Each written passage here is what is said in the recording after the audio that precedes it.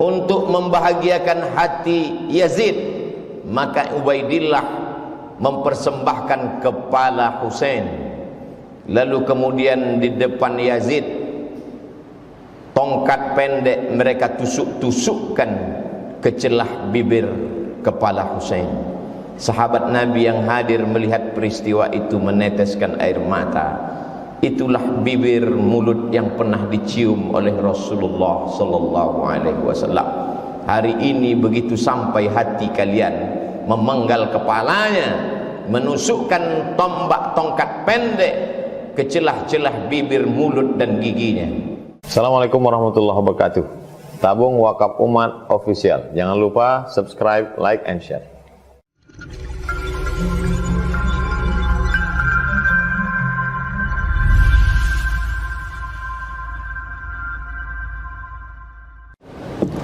Alhamdulillah, wassalatu wassalamu ala rasulillah Sayyidina wa maulana Muhammad ibni Abdillah wa ala alihi wa sahbihi wa man tabi'ahu wa mawala. Ashhadu an la ilaha illallah wahdahu la sharika lah, wa ashhadu anna sayyidana Muhammadan abduhu wa rasuluhu la nabiyya ba'dah. Allahumma salli ala sayyidina Muhammadin an-nabiyil ummi wa ala alihi wa sahbihi wa barik wa sallim. Qala Allah Ta'ala fil Qur'anil 'azim wa huwa asdaqul qailin. A'udzu billahi minasy syaithanir rajim. Ya ayyuhalladzina amanu taqullaha haqqa tuqatih wa la tamutunna illa wa antum muslimun. Wa qala ta'ala fi ayatin ukhra, ya ayyuhalladzina amanu taqullaha wa qulu qawlan sadida yuslih lakum a'malakum wa yaghfir lakum dhunubakum wa man yuti'illaha wa rasulahu faqad faza fawzan 'azima. Ibadallah, usikum wa nafsi bitaqwallahi wa ta'atihi faqad fazal muttaqun. Hadirin jamaah Jumat yang dimuliakan Allah Subhanahu wa ta'ala. Dia bawa pasukan berkuda hanya 32 orang saja. Yang berjalan kaki 40 orang. 72 orang yang terdiri dari orang tua, anak-anak dan perempuan. Lalu kemudian dikeroyok 40.000 pasukan. Tidak berimbang, karena bukan dua pasukan yang bersenjata. Rombongan 72 orang itu dipimpin oleh Sayyidina Al-Husain. Mengapa kita sebut dia Sayyidina? Karena Nabi yang mengatakan Innal Hasan wal Husain Sayyida syababi ahlil jannah. Sesungguhnya Hasan dan Husain Sayyid, pemimpin anak-anak muda penghuni surga. Anak-anak muda yang gugur mati sebagai syahid nanti masuk ke dalam surga. Pemimpinnya adalah Sayyidina Al-Hasan, Sayyidina Al-Husain. Sayyidina Al-Hasan meninggal sebagai syahid karena dia mati diracun. Sekarang tiba giliran adik kandungnya bernama Sayyidina Al-Husain, membawa 72 orang. 32 orang yang naik kuda, yang lain berjalan kaki dengan tenang. 40.000 pasukan sudah disiapkan oleh Ubaidillah bin Ziyad. Sebenarnya Yazid tidak terlalu takut kekuasaannya hilang, tapi Ubaidillah yang saat itu menjabat sebagai gubernur Kufah khawatir kalau sampai Yazid tumbang, Husain naik, maka hilanglah jabatanku. Maka dia kirimlah panglima-panglima perangnya, Syamar Ibn al-Jawshan, Umar bin Sa'ad, Zur'ah bin Sinan. Lalu kemudian Syamar berteriak, bunuh Husain. Maka mereka memenggal kepala Sayyidina Al-Husain, lepas kepala itu dari badan. Lalu kepala Husain mereka giring ke keliling negeri. Mereka ingin menunjukkan kepada rakyat bahwa kami kuat, kami berkuasa. 40.000 pasukan tentara kami. meluluh lantakkan pasukan cucu Nabi Muhammad sallallahu alaihi wasallam. Untuk membahagiakan hati Yazid, maka Ubaidillah mempersembahkan kepala Husain. Lalu kemudian di depan Yazid, tongkat pendek mereka tusuk-tusukkan ke celah bibir kepala Husain. Sahabat Nabi yang hadir melihat peristiwa itu meneteskan air mata. Itulah bibir mulut yang pernah dicium oleh Rasulullah sallallahu alaihi wasallam. Hari ini begitu sampai hati kalian, memenggal kepalanya, menusukkan tombak tongkat pendek ke celah-celah bibir, mulut dan giginya. Tapi mereka memang sudah dirasuki syahwat dunia. Tak ada sedikit pun takut mereka kepada Allah Subhanahu wa ta'ala. Keliling negeri mereka bawa kepala itu untuk menakut-nakuti. Memang nampak dunia seperti tak adil. Sayyidina Al-Husain punya seorang anak laki-laki. Karena cinta dan sayangnya dia kepada ayahnya, maka dia beri nama anak itu Ali. Husain punya ayah bernama Sayyidina Ali, dan dia punya anak juga bernama Sayyidina Ali. Tapi Ali tidak seperti Husain. Dia tidak membawa pasukan untuk membalas kematian ayahnya, karena dia tahu memang ini tidak berimbang. Kalau kubawa pasukan, mereka juga akan mati seperti ayahku. Walaupun mereka mati syahid, tapi korban sudah terlalu banyak, kata Ali bin Husain. Dia merubah strategi lain. Apa yang dia lakukan? Imam Az-Zahabi dalam kitab Siyar A'lam An-Nubala bercerita bahwa Ali bin Husain malam-malam berkeliling, tidak dengan pedang, tidak dengan tombak, tidak memakai baju besi, karena dia tidak membawa slogan perang. Apa yang dilakukan Ali anak Husain? Dia membawa gandum ke rumah-rumah fakir miskin. Di tengah malam dia berkeliling negeri. Dia lihat mana rumah anak yatim, dia letakkan gandum di depan pintu mereka. Orang tahu bahwa ini adalah gandum titipan Ali anak Husain. Lembut hati mereka.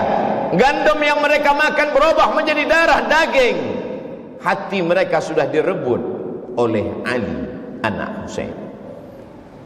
Dia merasa tidak lagi ada manusia yang layak untuk mendengarkan rintihan sedihnya atas kematian ayahnya. Betapa tidak, pasukan yang tidak berimbang itu dibantai habis, dibunuh, karena memang mereka tidak punya senjata dan kekuatan. Kekuasaan tidak lagi ada di tangan mereka. Maka dia hanya mengadu kepada Allah. Imam Az-Zahabi dalam Siyar A'lam An-Nubala mengatakan, kanal Ali ibn al-Husain yasjudu lillah fil yawmi wal laylah alfa sajadah. Sehari semalam Ali anak Husain bersujud kepada Allah 1000 kali sujud. Solat sunat dia perbanyak, tahajud dan witir bermunajat kepada Allah. Dihitung semua solat sunatnya, 1000 kali sujud dia bersimpuh di hadapan Allah. Maka dia dikenal dengan nama Ali As-Sajjad. Sajjad diambil dari kata sujud. Orang yang paling banyak sujud bergelar As-Sajjad, maka dia bergelar Ali As-Sajjad. Saking banyak zikir dan tasbihnya, dia bergelar Zainal Abidin. Zainal perhiasan, Abidin orang yang banyak ibadah. Zainal Abidin perhiasan orang yang paling banyak beribadah. Dia robah strategi, dia robah cara. Tidak hanya satu cara mendekatkan diri kepada Allah. Kalau dulu ayahku dengan pedang sehingga gugur sebagai syahid, maka aku, kata Ali Zainal Abidin, dengan strategi yang lain, berbagi makanan sesuai dengan sunnah Nabi Muhammad SAW. At'imut ta'am, absyus salam, tebarkan salam. At'imut ta'am, bagi makanan. Wasallu bil laili wan nasu niyam. Ketika orang sedang tidur, disitulah engkau bermunajat, mengadu kepada Allah Subhanahu wa ta'ala. Maka dia bergelar Ali Zainal Abidin, Ali As-Sajjad, untuk membedakan dengan Ali bin Abi Talib. Ali bin Abi Talib kakeknya, Husain ayahnya. Ali As-Sajjad adalah dia, Ali Zainal Abidin adalah dia, Ali As-Sajjad, Ali Zainal Abidin, anak Husain, anak Fatimah, anak Sayyidina wa Maulana Muhammad sallallahu alaihi wasallam. Sampai suatu ketika seorang sultan raja bernama Hisham bin Abdul Malik. Kisah ini diriwayatkan oleh Al-Farazdaq. Pada saat musim haji, sultan raja di raja sedang melaksanakan haji. Saat dia umrah, ingin mencium Hajar Aswad, penuh Hajar Aswad, tak dapat dia cium. Pada putaran kedua, dia ingin mencium Hajar Aswad, melimpah manusia, tak dapat dia mencium. Pada putaran ketiga, keempat, kelima, keenam, sampai 7 putaran, sekalipun tak dapat dia mencium Hajar Aswad. Hisham bin Abdul Malik, raja dari Yaman sampai ke Mesir, sampai ke Andalusia. Tapi kemudian di celah-celah jamaah yang ramai itu, dia heran.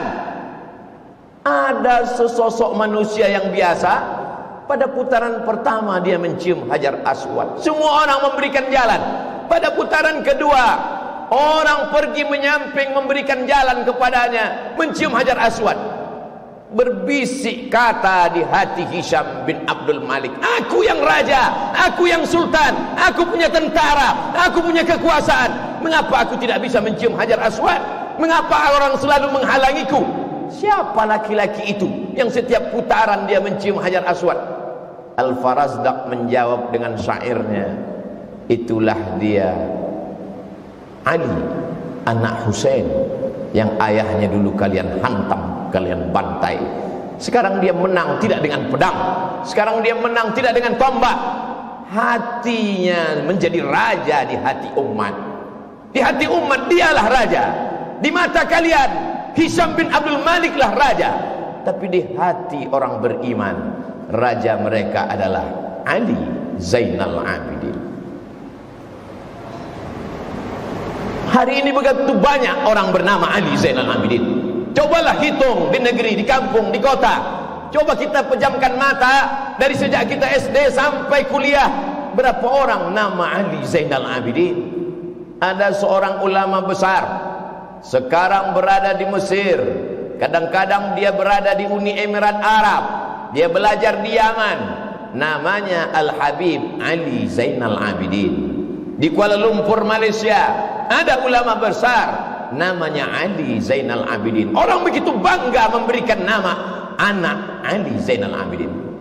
Adakah nama anak orang bernama Ubaidillah bin Ziyad hari ini? Adakah anak orang bernama Syamr ibnul Jawshan hari ini? Adakah anak orang bernama Zur'ah bin Sinan hari ini? Jangankan kuburnya, jangankan makamnya, memakai namanya pun orang benci. Tapi Ali Zainal Abidin tak pernah mati, harum semerbak.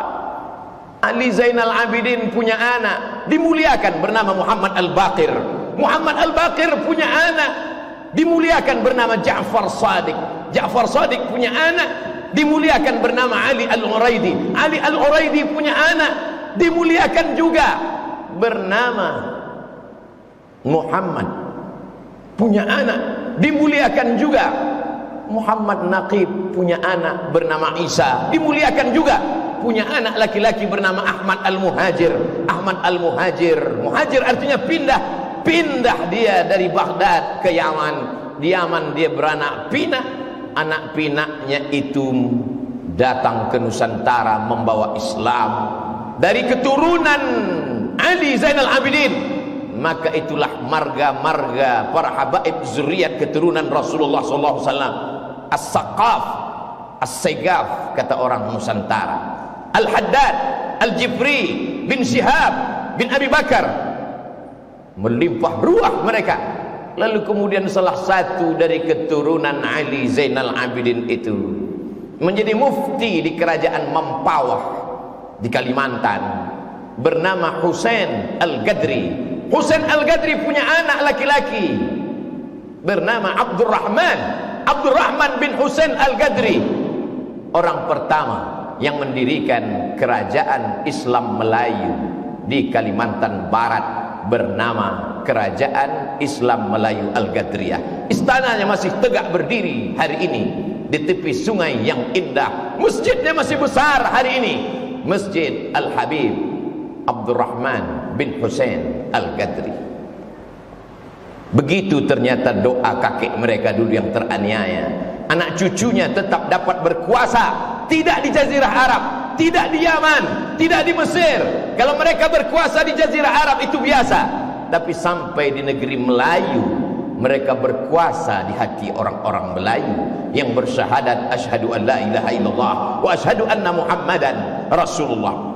Salah satu dari keturunan Ali Zainal Abidin bernama Utsman Syahabuddin. Orang Melayu memanggilnya Syarif. Syarif artinya mulia, karena memang yang mengalir dalam badannya darah mulia.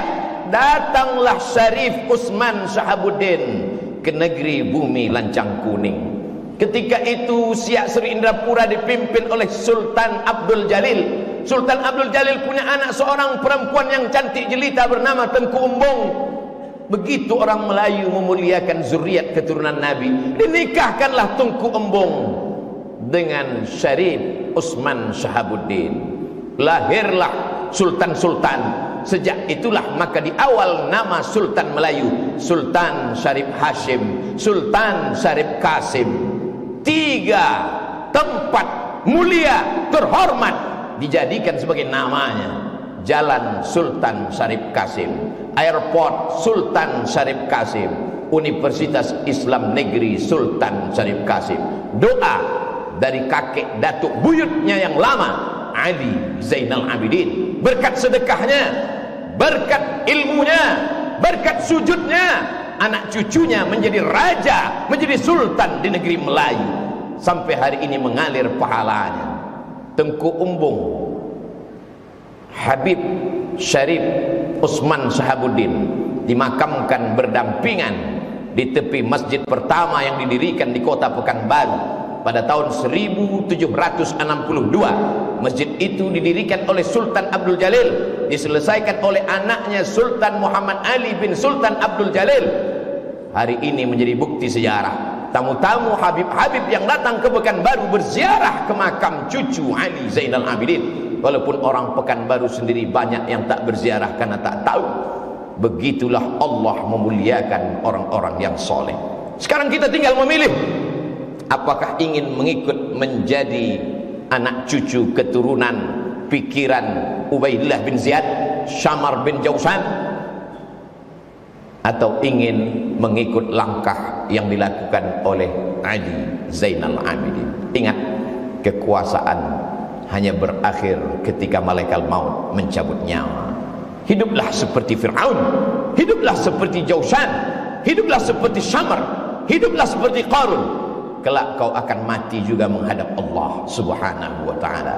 Yang menjadi Syamar bin Jausan mati dengan kekuasaannya, yang menjadi Ubaidillah bin Ziyad mati dengan kekuasaannya, yang menjadi Ali Zainal Abidin kekal sampai hari kiamat. Fa'tabiru ya ulil absar. Barakallahu li wa lakum fil Qur'anil azim wa nafa'ani wa iyyakum bima fihi minal ayati wa dzikril hakim wa taqabbala minni wa minkum tilawatahu innahu huwal ghafurur rahim. Bismillah. Allahumma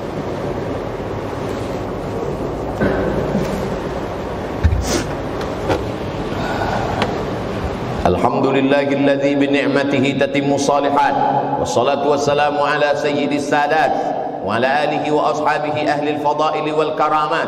Asyhadu an la ilaha illallah wahdahu la syarika lah wa asyhadu anna sayyidana Muhammadan abduhu wa rasuluhu wa safiyyuhu min khalqihi wa khaliluhu addal amanah wa ballagha ar-risalah wa nasaha lil ummah wa tarakana 'ala al-mahajjatil bayda lailuha kanahariha la yazighu anha illa halik.